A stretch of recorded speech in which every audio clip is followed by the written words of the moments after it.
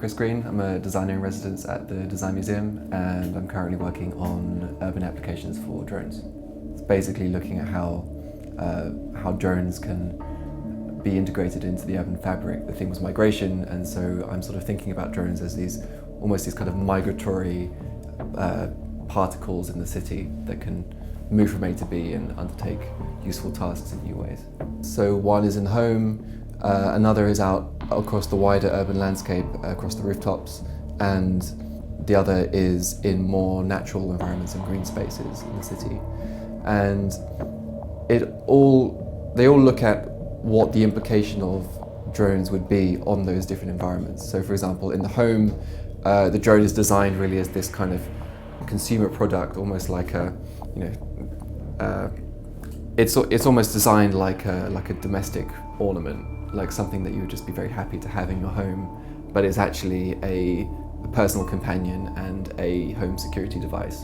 So it's kind of almost like an always-on Siri for your home, if you like, which lives with you when you're home, but when you go to work, it keeps your home secure and it makes sure that everything is running, and it keeps you constantly in contact with your home. So it's almost like a middleman between you and your home environment, so you're always connected back to your home.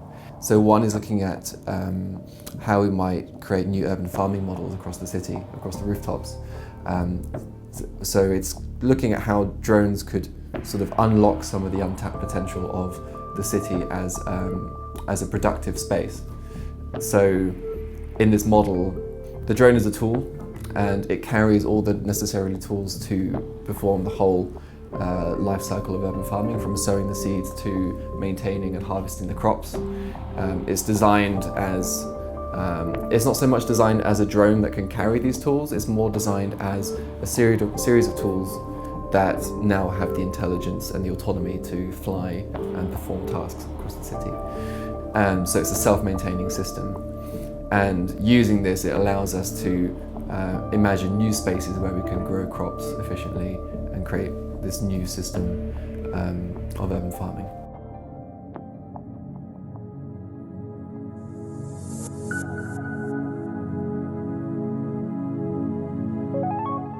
So the final project looks at how drones might become integrated with nature itself, and it takes the premise of drones as this data acquisition tool that's very already being used by environmental researchers, conservationists, as a way to kind of get closer and understand the world around us and the natural world around us and natural species, endangered species, and environmental phenomena, everything from air quality to the health of plants. The drone itself is designed as this bird-like, biomimicking drone that can move like a quadcopter in an agile way, but it can also glide silently and actually live amongst flocks of birds in order to monitor them more closely.